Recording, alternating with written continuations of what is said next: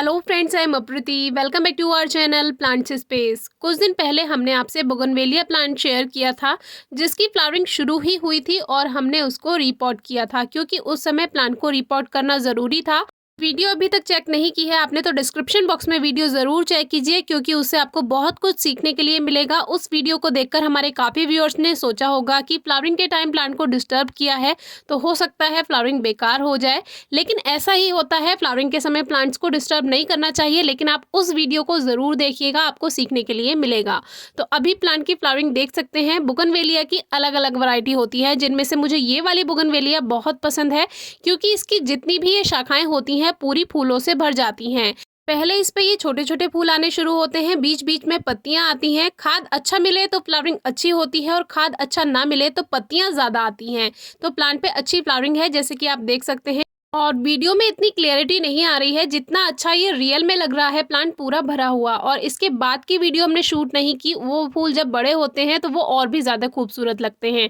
तो आज हम बात करेंगे अपने दूसरे वैरायटी पर। ये बोगनवेलिया की दूसरी वैरायटी है जिसके बारे में हमने पहले भी वीडियो शेयर की है।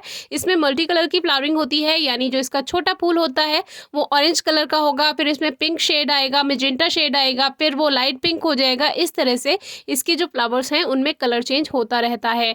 तो सभी ब्रांचेस पे इसमें धीरे धीरे फूल आते जा रहे हैं। कुछ पे फूल खिलकर झड़ चुके हैं, जैसे कि ये जो सूखी हुई टहनियाँ आप देख रहे हैं इस पे ये फूल खिलकर झड़ चुके हैं। तो इस प्लांट की हमने कटिंग नहीं की है और इसको दूसरी तरह से हम सेट करते हैं। एक तरह का ग्लोब हम इसका बनाना चाह रहे हैं और वो भी बिना किसी वायर की हेल्प से। अब इसमें एक तेंदू का पौधा लगा है जिसे इंग्लिश में पर्सिमन भी कहते हैं, लेकिन पर्सिमन दूसरा फ्रूट भी होता है जिसको अलग अलग जगह अलग अलग नामों से जाना जाता है।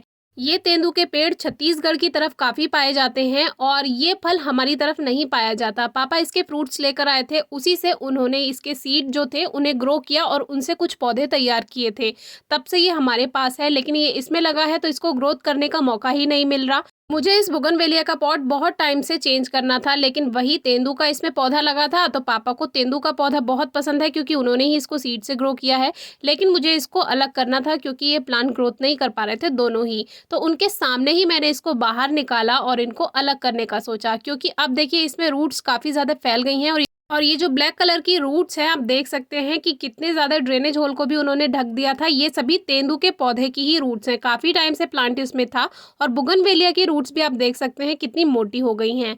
अब ये जो रेन लिली है ये आप जानते ही हैं कि सभी पॉट्स में अपने आप ग्रो हो जाती है, कई बार हमने आपको दिखाया है। तो इनको बाहर निकालना हटाना ज़रूरी है क्योंकि इनके बल्ब भी काफ़ी ज़्यादा ग्रोथ कर लेते हैं। अब हमने बोगनवेलिया के लिए ये 12 इंच का गमला लिया है और इसमें ड्रेनेज होल चेक करके पत्थर रखा, उसमें थोड़ी सी मिट्टी डाली और फिर वही कावडंग यानी गोबर की खाद की एक लेयर बीच में मिक्स कर दी इसमें। इनको आप मिक्स करके भी डाल सकते हैं या लेयर बनाकर भी आप इसको लगा सकते हैं। अब देखिए बीच में एक लेयर फिर से हमने खाद की बनाई, फिर इसको मिट्टी से ढक दिया क्योंकि अब इसमें हम बोगनवेलिया का प्लांट रखने वाले हैं। तो अब मैंने यहाँ से ये तेंदू का पौधा बोगनवेलिया से अलग किया और ये जो रूट्स आप देख रहे हैं ये पूरा नीचे तक ड्रेनेज होल से निकल करके ये फैल गई थी। ये सभी तेंदू की ही रूट्स हैं और इसमें ड्रेनेज होल को इन्होंने ब्लॉक कर दिया था। तो इस तरह से भी प्लांट्स फिर ग्रोथ नहीं करते हैं जब इसमें रूट बाउंड हो जाता है। तो फिर से पॉट को तैयार किया क्योंकि तेंदू का पौधा हमें लगाना है, पापा का फेवरेट प्लांट है, उन्होंने मेहनत से इसको ग्रो किया है तो बेकार भी नहीं करना है। उन्हीं के सामने इस प्लांट को हमने लगाया और बोगनवेलिया से ज़्यादा मुझे इस प्लांट की फिक्र थी क्योंकि मैंने इसको डिस्टर्ब किया था, लेकिन प्लांट ठीक है, मेन रूट बॉल को डिस्टर्ब नहीं किया है और फिर वही खाद में मिट्टी मिलाकर इसको लगा दिया।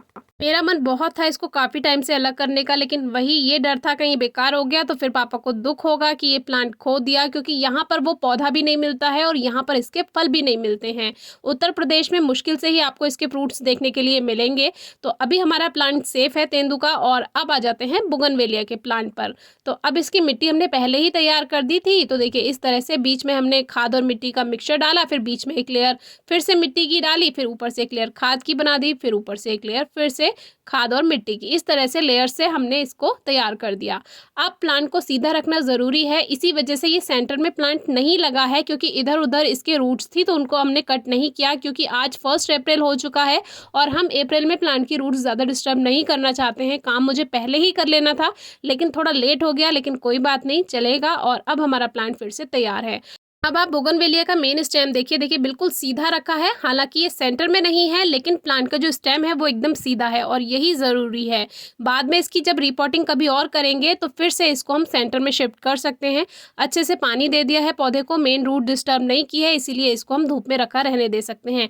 लेकिन तेंदू के पौधे को हम 1-2 दिन धूप में नहीं रखेंगे, उसको 1 दिन छाया में रखेंगे और हमारे प्लांट्स तैयार हैं और अच्छी फ्लावरिंग है। आपको कैसा लगा बताइएगा। Thank you.